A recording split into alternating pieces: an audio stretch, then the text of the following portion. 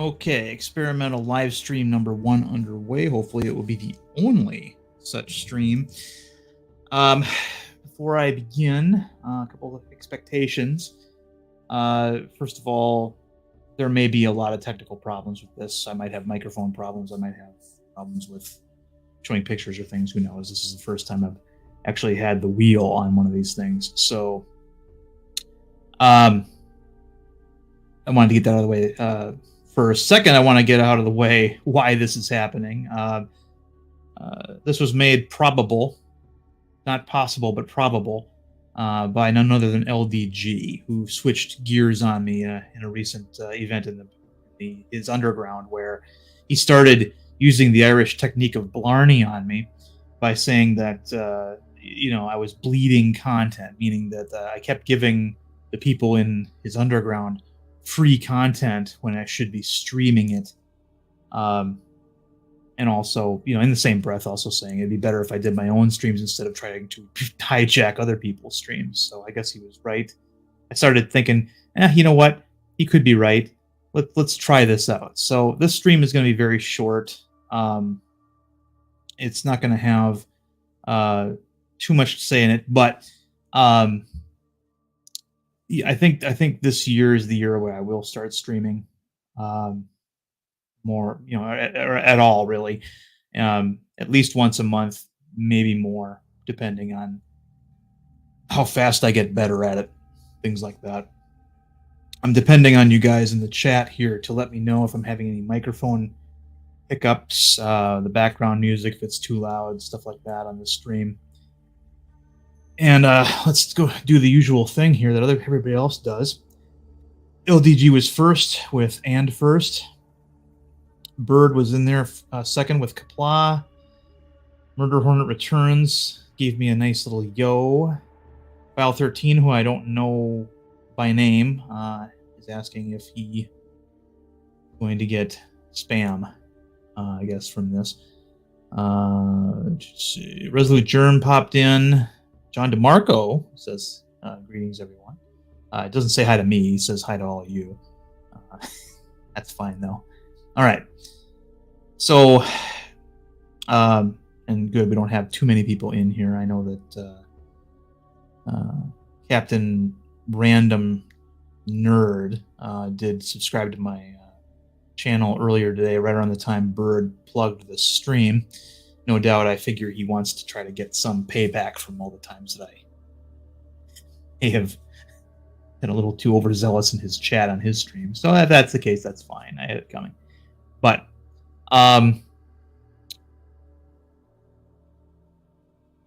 everyone includes the host. Okay, gotcha. All right. And then sounds good. I don't hear background music, which is the way I like it.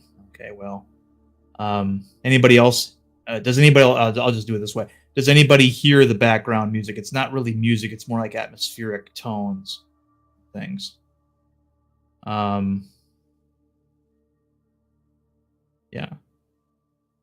Anybody? LD? It's on a loop, so it might be at a quiet point between the loop. All right. Here, I will bring it up a little bit here. How about now?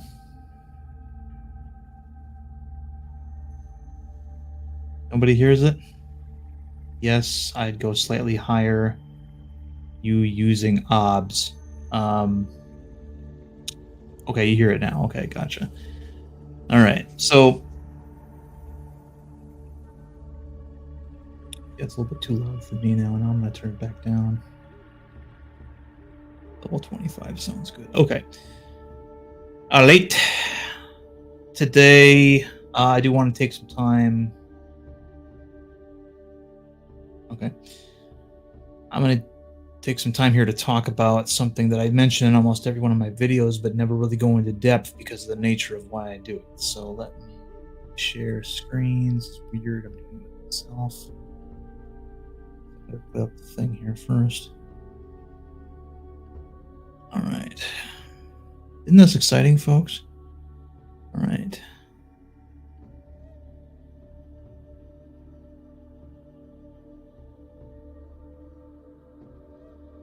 There we go.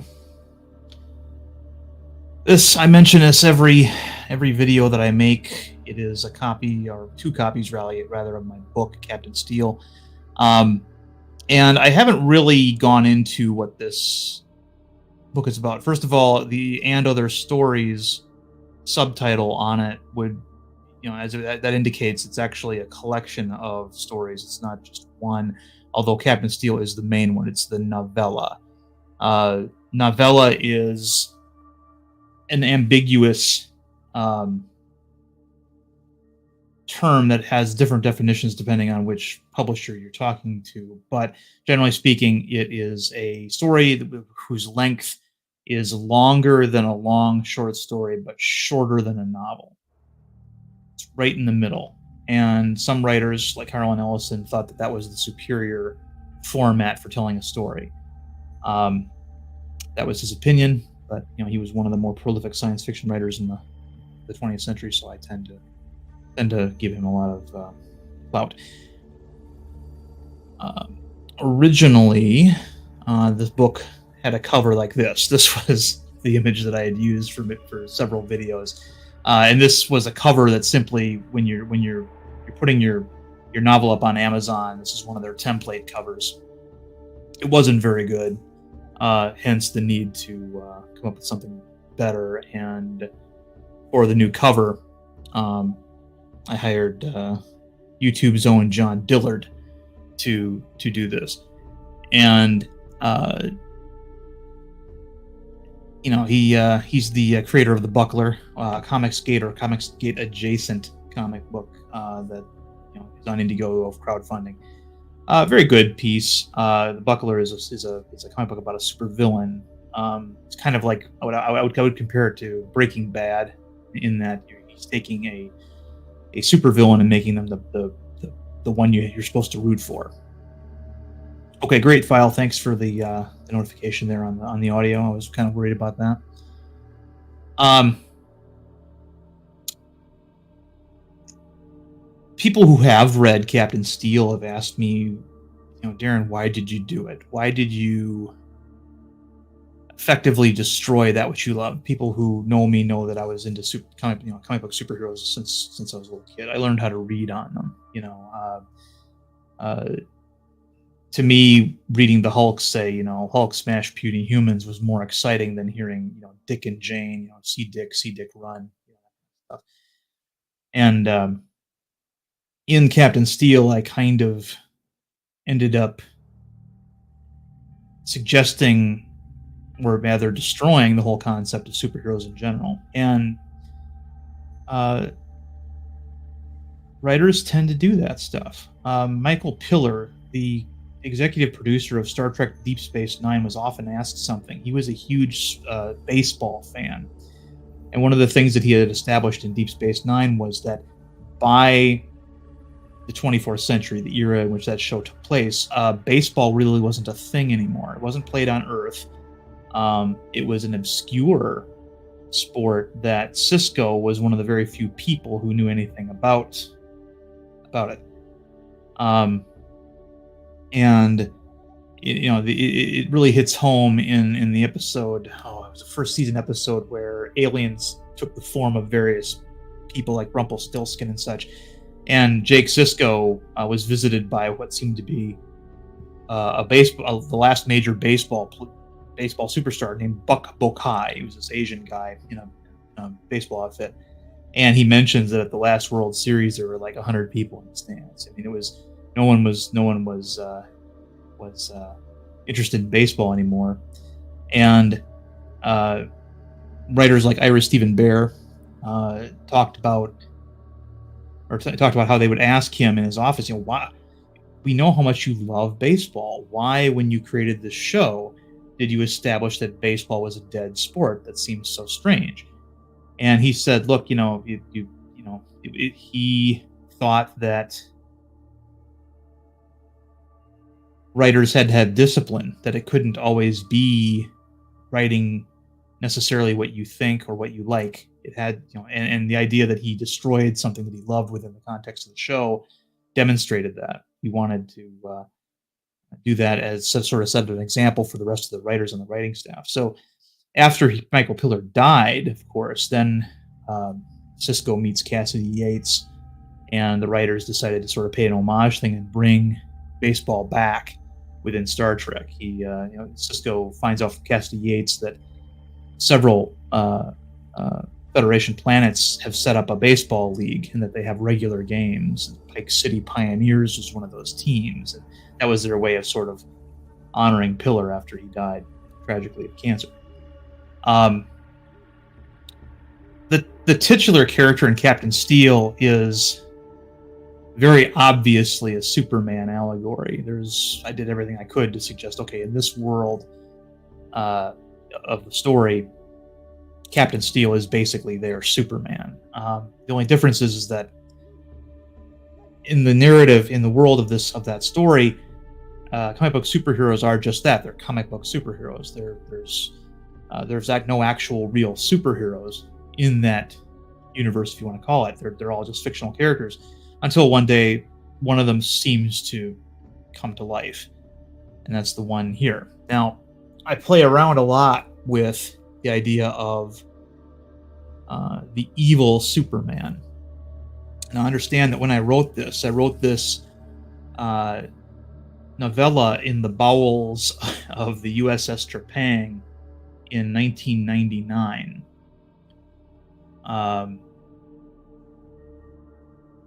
I had got permission to have a word processor, a laptop word processor, to bring on board, and we were decommissioning the ship when we got through with our voyage, and so there wasn't a lot to do for that trip other than expend as much fuel as we could from the reactor. And I wrote this story at a time when the concept of the evil Superman wasn't at all common, even in the comic book field. Today, of course, the most prominent pop culture evil Superman is Homelander, from the Amazon TV series based off of the Warren. I think it's Warren Ellis. Anyway, based off the comic book The Boys. The TV show matches the name. So The Boys features a character called Homelander, who is effectively an evil Superman. He seems to have almost all the physical attributes of Superman, but he is not at all like Superman at all in terms of moral fiber and things. He tries to put up a front that he is, but behind the scenes, he's this ruthless, very evil man. And that is not at all what Captain Steel is like in this book. Again, I have to be kind of careful because I do want people to read it. I don't want to spoil it too heavily, but the evil Superman in this story, Captain Steel, is the word that I use to describe him is demonic. I go into a lot of theological or pseudo-theological ideas. At the time I wrote this, I didn't know what demons actually were, biblically speaking, so I relied on the Hollywood movie monster sort of definition. But that's where Captain Steel, in this story, the one that comes to life, is basically from. And if I was to be asked what themes there are in this story, I guess the first one would be idolatry. Something that Christians are very cognizant of. Idolatry is quite simply putting something else ahead of God, which is something that Christians are not supposed to do. Atheists, by definition, do it all the time. Christians are not supposed to do that. So we have two characters at the start of the book who both love comic book superheroes, but as they grow up, one begins to look at them as just characters. He loses his fanboy proclivities regarding that's not a good word, proclivities, tendencies towards viewing these characters, whereas the other boy begins a very steady, subtle at first, but steady climb towards idolatry, towards idol worship, towards literally believing that those characters are real. And that is the catalyst for what eventually happens in the book. The other stories in Captain Steel and other stories are other short stories that I started writing while on board, but then finished when I got out. And to be honest, I didn't really finish writing Captain Steel either until the first year after I had gotten out of service, because I had written it, and then I'm the kind of guy who can't leave something alone. I got to come back and rewrite. So general story came about while I was on board, but it was polished once I became a civilian. So that is the topic of today. Let's see what we have here.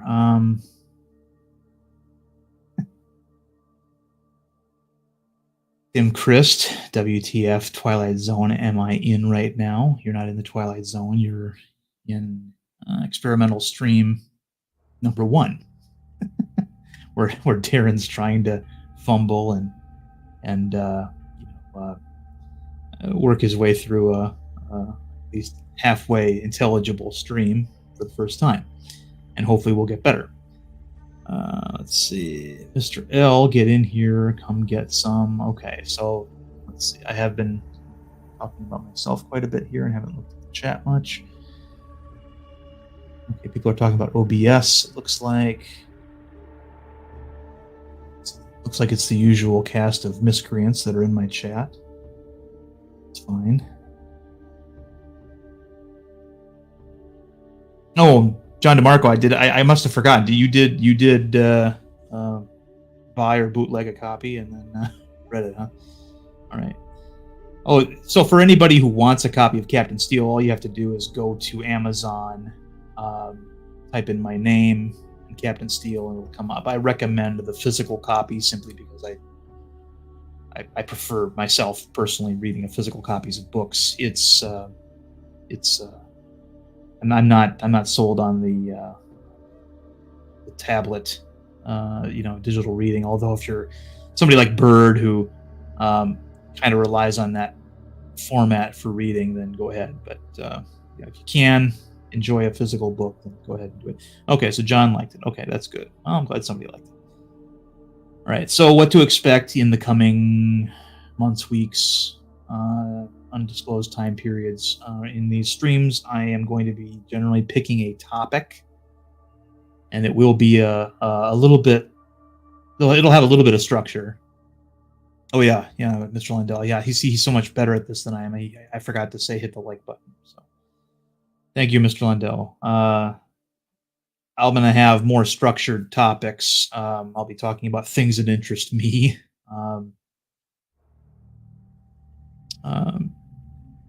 I'll be talking about cryptids and local legend monsters. Things like the Giant of Kandahar. I plan on talking about that one. Some of the other ideas that have come out in the last couple of years regarding Devil's Tower, as an example.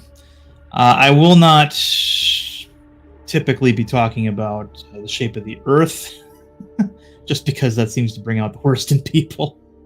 And if I do, I'll probably have a guest for that. It might even be Mark Sargent if I can get him on here. He's generally a fully booked dude, so that might take a while. Darren, will you be a streaming addict? What did LGG do to you? LDG brought up, and a broken clock is right at least twice a day.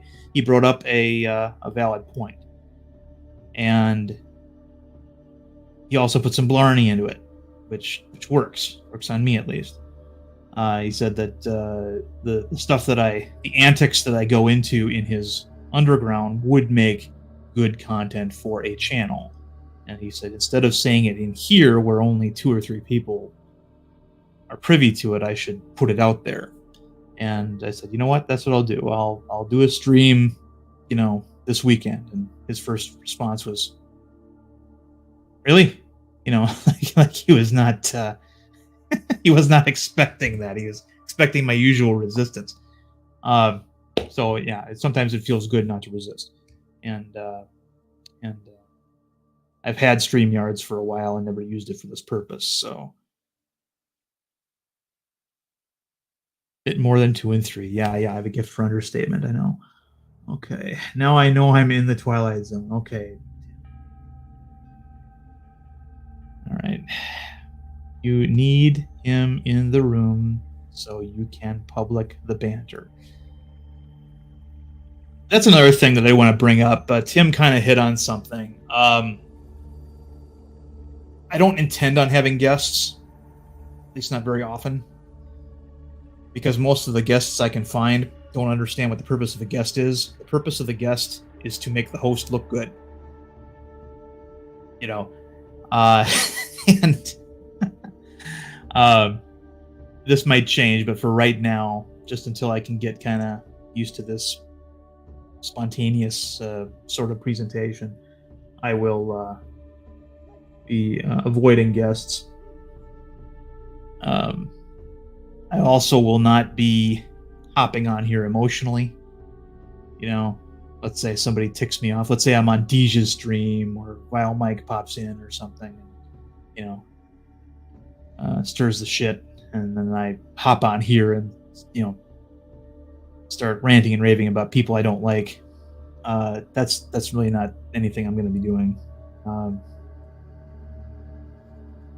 So I won't be doing that kind of a stream, and generally streams where free-for-all streams where people come in at will and join in. I generally don't do those kind of things because let's face it, a lot of us well,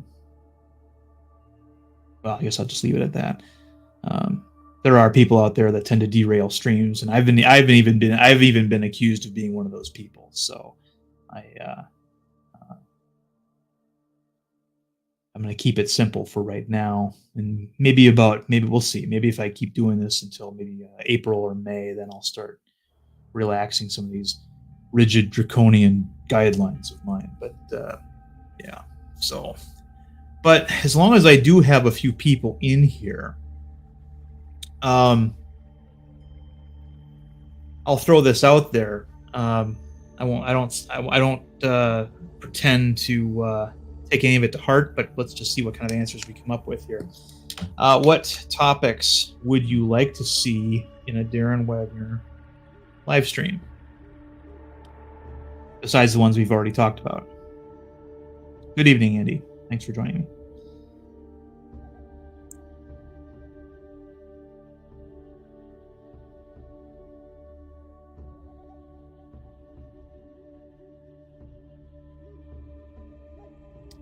Yeah. When someone stirs the shit, make soup. Never mind, don't do that. That's a good idea. This guy, well, I won't tell anybody where you work, but this guy's in the food industry. So. All right, so far nothing. I threw that question, and I guess everybody's pondering. Maybe it's because a lot of you are participants in the underground. I've already heard all my spiels regarding various things. Honestly, I would like a Sunday afterthought stream following a certain salty Sunday stream. Well,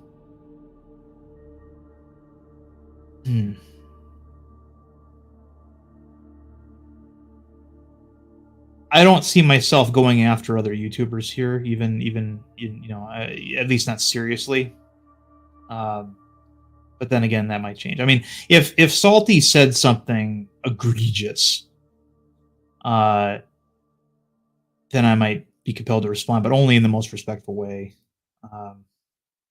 And leave it at that. So let's take a look here.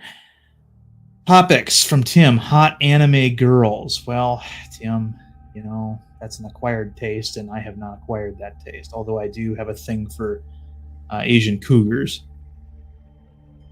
I I make no bones about that. John DeMarco, your Submariner stories are always fun. Some of those I could tell. There's a lot of them, though, that reveal things about the service and some of the things that can go on a boat that I'd have to think twice about.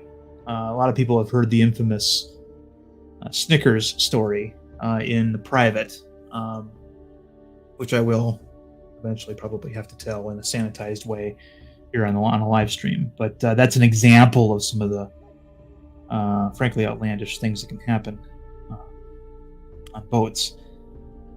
Alrighty, let's see. Tiger, hello LDG. Hi Darren. Submarine videos, if you haven't mentioned that already. Yeah, videos. I still intend on making videos. There's a whole bunch that I made for the Salty Trekker that are now gone because he decided to purge all things Darren from his channel at one point. And I'm not going to debate the wisdom of that, but there were some that had topics that I have yet to revisit, and I'd like to revisit some of those topics in newer videos. The next one I think is going to be about the NX-01 crew's ball caps, which I actually liked. I liked the fact that they wore ball caps. Naval personnel wear ball caps and coveralls, especially if you're on a submarine, and so that had a very Navy-ish feel to me, and a submarine-ish feel to me, and I was kind of dismayed to see that they only appeared in 2 episodes before they just got rid of them.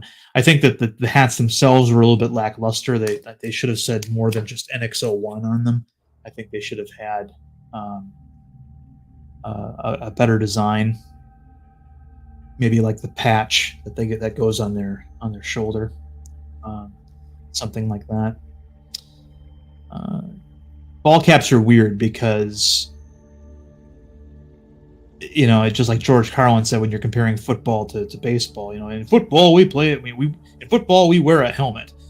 In baseball we wear a cap. It's the idea that the baseball was a less mature sport than football, and then you have an actual naval uniform with a ball cap on it, especially when ball caps are such common attire in the civilian world.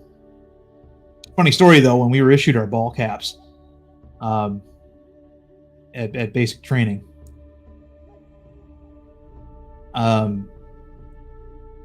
we were told before we were handed them, do not modify them in any way. Wear them exactly like they come out of the box. And when they come out of the box, they have a perfectly flat bill. So what do you think the inner city guys were doing? We'll just call them inner city guys. They weren't all one color. They did when they got their ball caps. Well, of course, they started curling the bill because that was at the time in the 90s how you wore your hat. You curled it to try to get a nice curve on the bill instead of it being a flat bill. If you wore a flat bill, you look like a dork.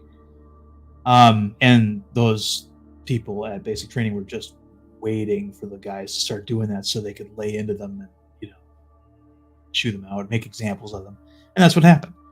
So, we all wore flat-billed Navy ball caps in basic training. Then when we got to our boats and issued our new caps, we noticed that everybody had curved their bills. So that was only a basic training thing.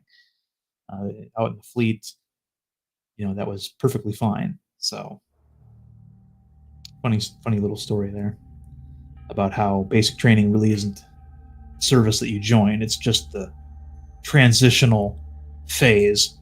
A crash course, and essentially in a new culture that you're about to go into. They only have, depending on which branch, 8 weeks to transform you from a slack-jawed, long-haired, rainbow-colored, child into something that they can actually use. So, okay, so let's see. Indy's talking about scrambled eggs on the bill for officers. Yeah, scrambled eggs on the bill. Scrambled eggs, it's a fretting. It's gold fretting. And from a distance, it looks like scrambled eggs, so they call it scrambled eggs. In the Navy, lieutenant commanders and above, I believe, get scrambled eggs. Maybe wrong on that. I think that's what it was. So the XO and the CO both had scrambled eggs because our XO and was a lieutenant commander. Our commanding officer was a commander. And he says, we had to wear Dixie cups in basics, so you were lucky. In basic training, we wore Dixie cups with our dungarees, and then 3 weeks from the end of training, all of a sudden, the uniform standards changed, and they said we were no longer allowed to wear the Dixie cups with the dungaree uniforms. We had to wear our command ball caps, but there was going to be a grace period where they said, okay, for the next 6 months, the rest of the fleet can wear either or with their Dixie cups, but on this date, that's it. Dixie cups are only worn with what was then the office blues, office whites, dress blues. And a lot of guys were lamenting that because there were always a couple of extra Dixie cups lying around, like in the engine room or something, that they could throw on their head if they couldn't find their hat and they wanted to go home. Find their hat later, and that'd be it. But yeah, it's funny too, because in the when I was in basic training, the first ball caps we got just said Navy on them, but later they got smart and put in big bold letters the word recruit on them, so there was no questioning what you were. You couldn't claim that you were in another part of the base and you weren't in basic training. So I actually got smart, because apparently a couple of people who were recruits actually pretended to be people stationed at basic training to try to get out of stuff. So all right, enough of that shit. How many we got in here anyway? Where's the tell me anywhere? How many watching? No. All right. Okay. Let's see. This stream started at 6:30 Central Time. It is now 7:02. I think I'm going to cut it down here. So, yeah, this was basically more for my benefit than anything else, just to get my feet wet. 13 watching. Okay, thanks, Andy. And then to give those people who did show up an idea of what they can expect here, and also to talk about my book, because I haven't talked about it in any videos yet. I might release a proper video that has some of that information in a more polished format, but the other stories in it are short stories. One deals with a submarine, I know, amazing, right? That can't figure out where it is. And another one is about a man whose wife turns out to not be giving birth to his child. It's not a drama, it's a science fiction story, so take from that what you will. And the other one is about a very strange little boy going to school at a parochial school. And that's a little bit more on the spookier side. And Tim Christ wants more underground, more Darren, and LDG banter. Arguing with LDG is oftentimes like arguing with a stop sign. You wonder why you're doing it. It's still going to be there. Come to LGG's underground to make your head hurt. Yes, sometimes that does in fact happen. LDG likes to talk about his foot a lot. Tim likes to present his proclivities as well. He likes playing video games of an Asian kind. And I also like to play video games of a Blizzard kind, or usually something that has to do with Tolkien-esque fantasy, but not always. So you'll catch us in there hanging out. But a little less of that now when I have this venue to use. So, alrighty. I am going to close it down. I want to thank you for bearing with this most unprofessional sounding broadcast, and I will see you around. Have a good night.